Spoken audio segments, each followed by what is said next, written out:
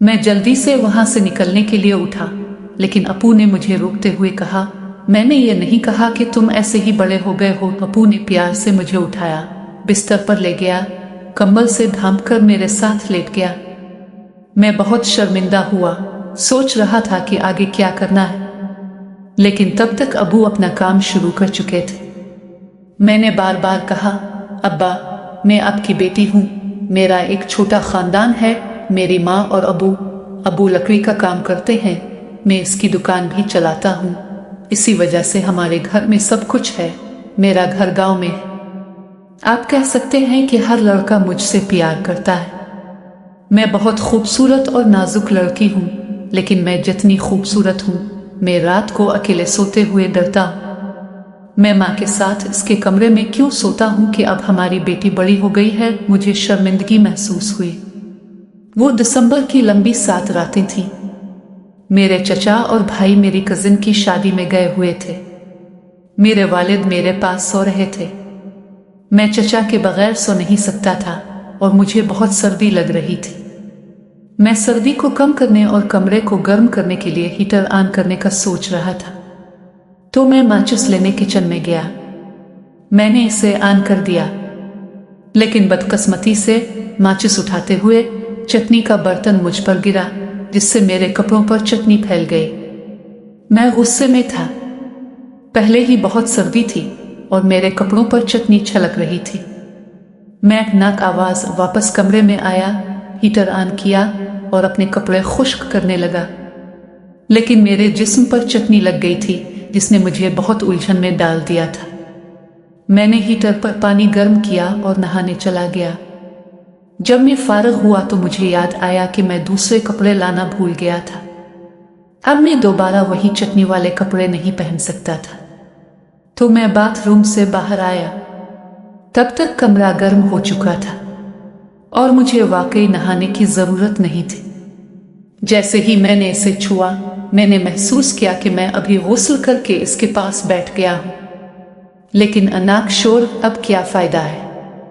मैं जल्दी से वहां से निकलने के लिए उठा, लेकिन अबू ने मुझे रोका और कहा, मैंने ये नहीं कहा कि तुम बगैर किसी वजह के बड़े हो गए हो। अबू ने आहिस्तगी से मुझे उठाया, बिस्तर पर लिटा दिया, कंबल मेरे ऊपर डाल दिया और मेरे साथ लेट गए। मैं बहुत शर्मिंदा था, सोच रहा था कि आगे क्या करना है, लेकिन अबू कारोबार पर उतर आए। मैंने इसे बार बार कहा, अबू, मैं आपकी बेटी हूँ, मेरी अभी शादी भी नहीं हुई है, लेकिन अबू ने एक लफ्ज भी नहीं सुना। मुझे कहा कि एक बार खेलो, फिर तुम खेलना सीख लोगे। मैंने अबू के साथ और दिल से खेलना शुरू किया। अबू बहुत तेजी से खेल रहे थे।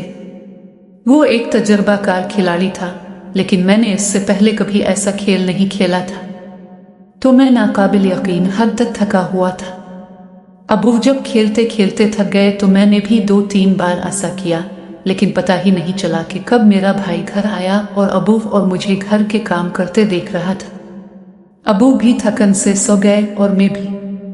अगले दिन मेरा भाई मेरे पास आया और कहने लगा कि क्यों, मैं भाई और अम्मा को लेकर आता हूँ। इस रात में अबू की वजह से बहुत थक गई थी, तो मैंने इनकार कर दिया और अबू और अपने भाई के लिए नाश्ता बनाने लगा। नाश्ता करने के बाद अबू स्टोर पर गए और मेरे भाई ने मुझे कहा कि अलमारी से अपने कपड़े निकालकर ऐसा करो। मैं अपने भाई के कपड़े लेने अलमारी में गई तो उसने मेरे कंधे पर हाथ रखा।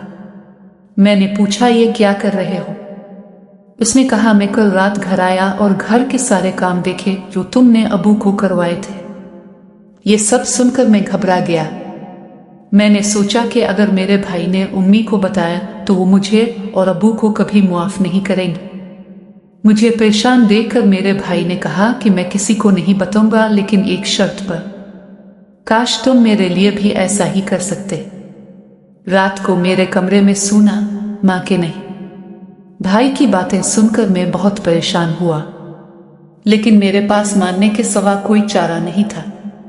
मैंने अपने वालिद को सब कुछ बताया और फिर हर रात मेरे भाई और मेरे वालिद दोनों कुछ वक्त साथ गुजारते और मेरे साथ घर का काम करते। मैं खुश था और वो भी खुश थे। अगर कहानी पसंद आई तो चैनल को सब्सक्राइब करें। शुक्रिया।